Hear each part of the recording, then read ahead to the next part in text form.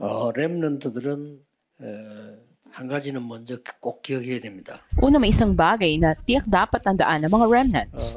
여러분이 밖에 나가거나 또 주위에 보면 여러분에게 어려움을 주거나 갈등을 주는 사람이 많습니다. Pag lumabas kayo sa mundo, maraming tao ang magdudulot ng conflict o magpapahirap sa inyo. 그때 기억하세요.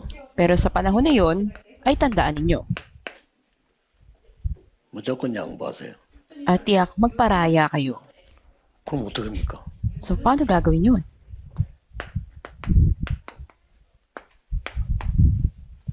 숨은 것, 최고의 것을 잡는 겁니다. Ito yung paghahanap sa mga nakatagong bagay, pinakamainam na bagay. 성공자, 실패자, 지도자 우리 차이입니다. Ito yung pagkakaiba ng mga matagumpay, mga nabigo, at ng mga nangungunang namumuno. 그렇습니다. 그러나 이겁니다. At maaaring sabihin nyo, kukunin nilang lahat sa atin, ngunit ito pa rin ang gawin nyo. 대표적인 인물을 소개하겠습니다. At ipapakilala ko sa inyo yung pinaka-representative na tauhan sa Biblia. 여호수아와 갈렙. Si Joshua at si Caleb. 다 양보했어요. Lahat ay ibinigay nila, pinaraya nila. 자기가 아무것도 없어요. At wala 그런데요. pansarili nila. 최고의 것을 잡고. Pero napanghawakan nila yung pinakamainam, pinaka-the best. 어렵는 조금 이해하기 힘들 수 있는데 현실에 부딪힐 때 잘 안 될 수 있는데 괜찮습니다. Kung nakikita ng mga remnants yung realidad nila na wala nangyayari, parang mahirap unawain ng mga salitang ito para sa kanila. 또 어떤 면은 바꾸어서 말할 수 있어요. At yung iba naman, binabago nila ito. 최고의 것을 가지고 있기 때문에 양보할 수 있어요. Dahil nasa inyo na ang pinaka-the best, pinaka-mainam ng mga bagay, kaya nyong magparaya. 이제 우리 입장에서 볼 때. Sa pananaw 그렇기 natin. 때문에 sa 역사는 sitwasyon natin. 있습니다. 세계사, 교회사 있고요. 숨은 역사 있습니다. Bigyan natin na may tatlong kasaysayan. Kasaysayan ng daigdig, kasaysayan ng simbahan, at 그래서 nakatagong kasaysayan. 가장 어려움을 통과한 데가 사실은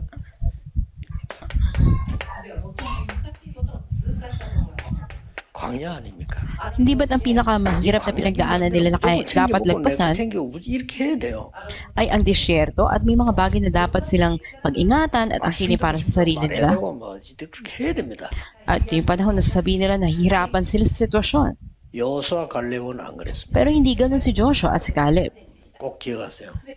Tandaan ninyo. 그래서 우리에게는 선택해야 될 상황이 옵니다. At para sa atin, darating ang sitwasyon kung saan kailangan nating mamili.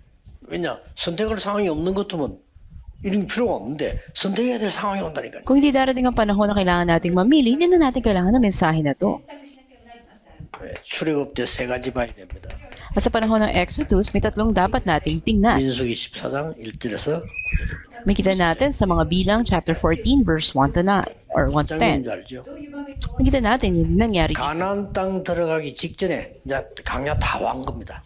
At napagdaanan nilang ganap ang disyerto bago sila pumasok sa lupain ng Kanaan.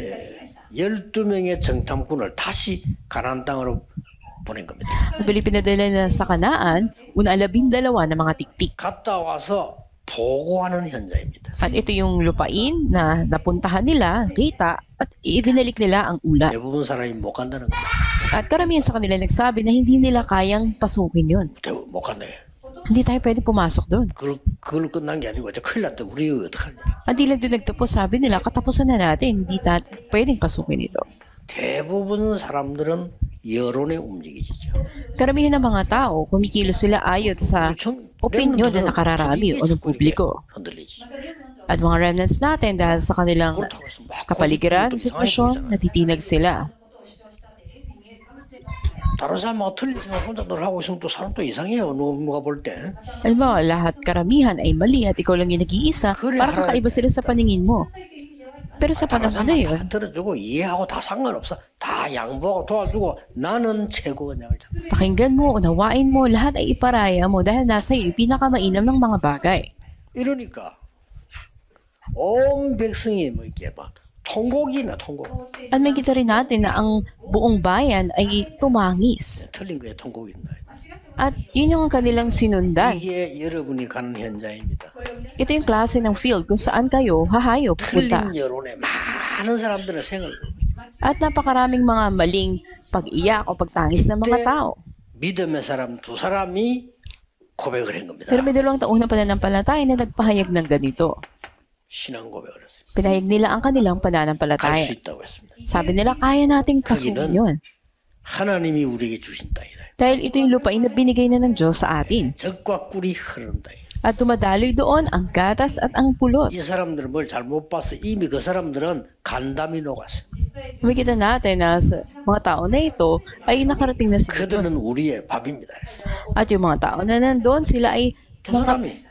paing para sa 아, atin. 여러분 12명이 해야 하는데 10명이 잃어버리면 분위기가 멸망적으로 가잖아요. Karamihan, susundin nila yung sinasabi na mas nakararami, hindi ba? 이때 모세가 여호수아 갈렙의 말을 듣고 가자고 했습니다. Dito napakinggan ni Moises ang ulat ni Joshua at ni Caleb at sinabi nila na pupuntahan natin yun. 어차피 가야 되지만 지금 가자. At pupuntahan na rin lang natin, puntahan na natin 이래서 이제 ngayon. 가나안 땅을 들어가게 됩니다. At kaya sila pumunta sa lupain ng Kanaan. 이 마지막 광야에서 얘기죠. At ito yung panghuling tagpo doon sa desierto. 이때 하나님이 이 고백한 여호수아에게 주신 메시지. At ito yung mensahe na binigay kay Joshua sa kanyang 어떤 pagpapahayag. 걸 줍니까? Ano ito? 여호수아 1장 1절에서 9절에 중요한 언약을 줍니다. Napakalagang tipan na binigay sa kanya sa Joshua chapter 1 verse 1 렘넌트들이 to 봐야 되는 9. 눈이지요. At ito yung paningin na dapat gamitin ng mga remnants sa pagtingin. 모세와 함께 했던 것처럼 너와 함께 하겠다. Kung paano sinamahan ko si Moises, sasamahan din kita. 그렇게 말씀 정확하게 보면 돼요. Kaya dapat na tiyak nating eksaktong tignan ang 그 salita ng 가나안 Diyos. 땅을 네게 주겠다 안 그랬어요. 주었노니. At hindi sinabi na ibibigay sa inyo ang lupain ng Kanaan, ibinigay na sa inyo.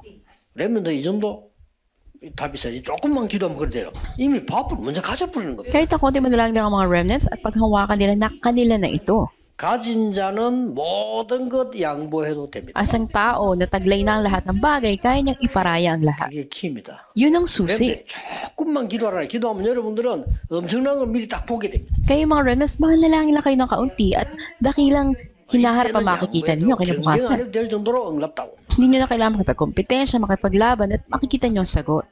지금 내가 얘기하는 건 여러분 학교 가서 공부하는 거랑 완전히 다른 거. 학교 가면 경쟁해야 돼요. 공부해야 돼요. Ay, ganito na iba ito sa sitwasyon kapag nasa eskwelahan kayo, dahil doon kailangan nyo makipagkompetensya. 그런데 불신자도 세계를 움직이는 인물들은요. 경쟁 정도가 아닙니다. 이미 차지한 거죠. Pero yung mga hindi mananampalataya, hindi sila nakikipagkompetensya, meron na agad sila ng mga bagay sa mundo. 네피림 충만한 그 빌 게이츠 같은 사람 미리 정하게 했잖아요. Katulad ni Bill Gates, tapos ng Nephilim, meron na siyang bagay na taglay. 우리는 성령 충만 기도하면 나온단 말이에요. Dahil sa atin ang kapuspusan ng Banal na Espiritu, dapat lang tayong manalangin at mararanasan ito. 이래서 요단을 걷는 겁니다. Kaya sila ay tumawid na ng ilog Jordan. 여리고도 무너뜨렸어요. At maging ang pader ng Jericho ay bumagsak. 심지어 전무후무한 응답을 했어요. At ang sagot na hindi nangyari noon at hindi mangyayari pang 언약을 uli. 잡았는데 연합군을 이기는 어마어마한 응답이 왔어요. Ito ay naranasan nila sila na humahawak sa tipan ng Diyos. 렘넌트는 각오하세요. Kaya yung mga remnants, 우리 가문의 모든 것 바꿀 수 있다. sa inyong pamilya, lahat ay kaya niyong baguhin. 진짜 거기도 하시라니까요. At ito'y katotohanan. 저는 거기도 했어요. At ganoon din ang panalangin ko noon. 그렇게 가난한지요? 기도했어요. Bakit nandito yung kahirapan sa amin? Nanalangin ako. 가난한까지 또 이해해. At maging ang kahirapan ay 전도도 naunawan. 못하고 아무 능력이 없어. At walang kang lakas, hindi makapag-ebanghelyo. Pwede bang ganito na lang? 너무 간단해. 쓸데없는 능력이 잡혀 있어가지고. Napakasimple lang. Ikaw ay nahuhulog o natatali sa mga bagay na walang saysay. 쓸데없는 말에 통곡하고 그렇게. At yung mga salita na walang saysay, doon ka 그래서 nahuhulog. Ito 너무 yung 쉬운 데 있다니까. iyak ng nakararami o 부모님이 opinion. 너무 이해 안 됩니까?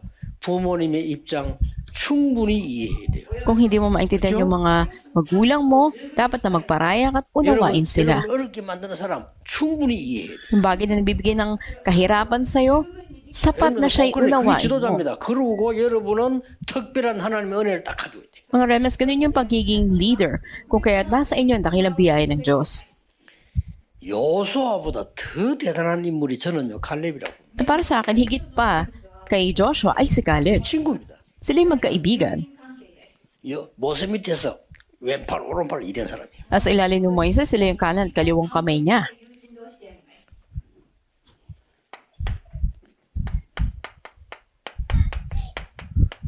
여기가 카데스 바네아입니다.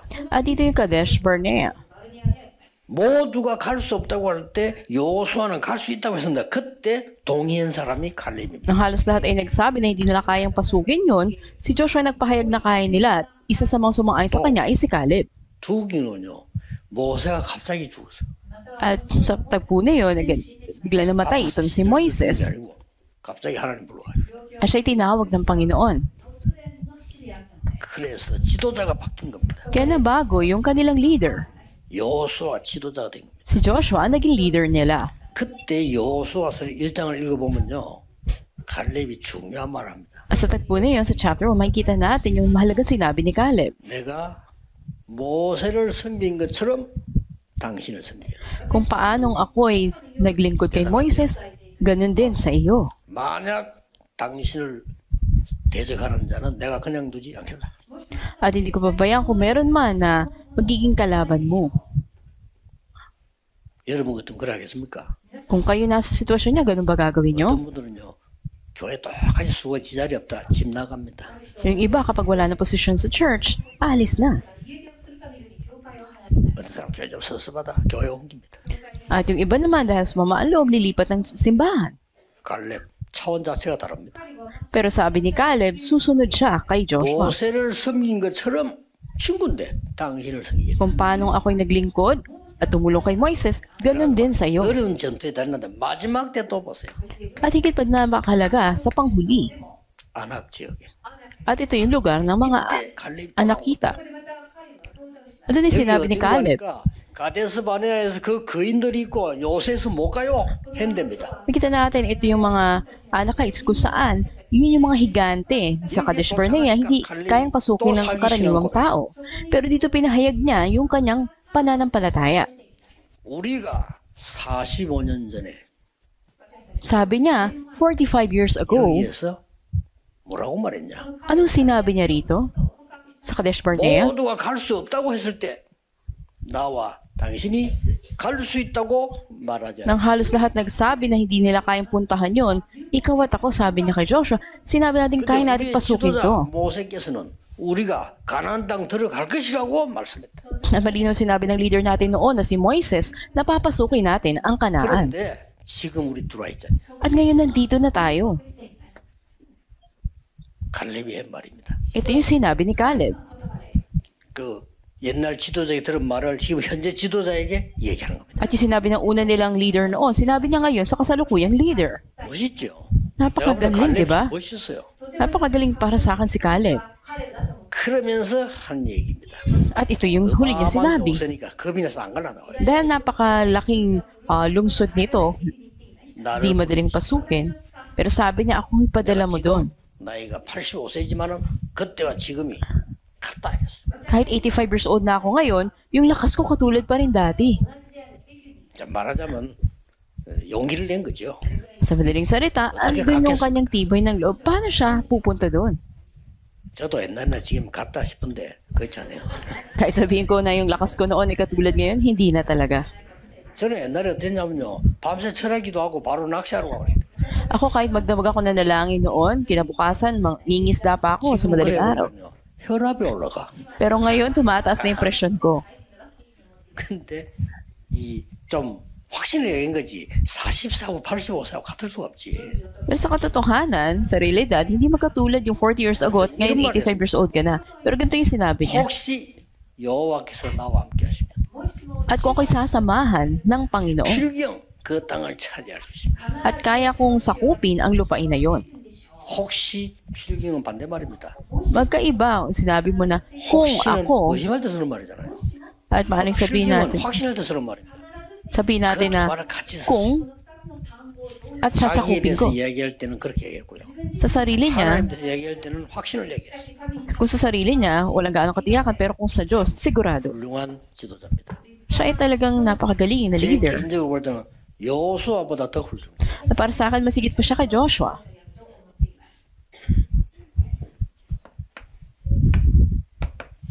렘넌트는 777 기도 속에서 이 공부해라. Dapat na gawin ng mga remnants sa pag-aaral nila sa loob ng panalangin ng 이 777. 기도 속에 살아라.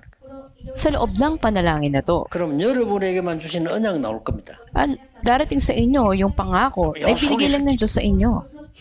At sa loob nito, 예를 manalangin. 들면 기도하다가 그 아브라함 링컨 같은 이 성경 구절 찾아내서 At sa pananalangin ninyo, katulad ni Abraham 갈라디아서 3장 28절.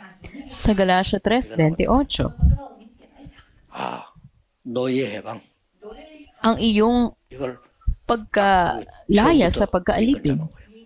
At mula sa pasimula, ito yung pinangawakan. 여러분이 기도하면 정확한 언약이 옵니다. At kapag kayo nanalangin, ito yung tiyak na darating sa inyo. 이때 여러분들이 이미 그냥 공부하는 게 아니죠.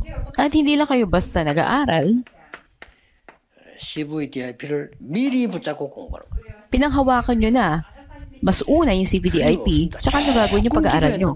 At wala pa subali kahit konti manalangin kayo, 여러분 언약 붙잡고 조금 기도했는데 이런 게 pinanghawakan nyo yung tipan ng Diyos at nanalangin kayo ng kaunti at ito yung darating sa inyo.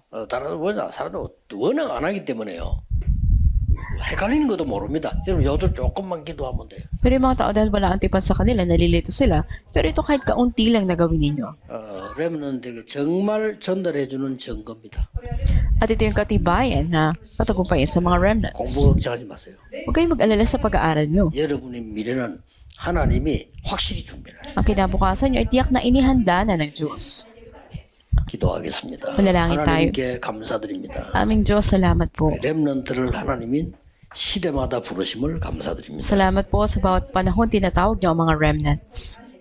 재앙 많은 렘넌트 되게 해주옵소서. Yan yung maging remnants sila, nakahadlang sa mga sakuna. 교회 살리며 현장 살리는 정인 되게 하옵소서. Maging patuto sila magliligtas sa kanilang field at sa mga simbahan. 예수 그리스도 이름으로 Ang 기도하옵소서. dalangin sa pangalan ni Yesu Cristo. 아멘. Amen.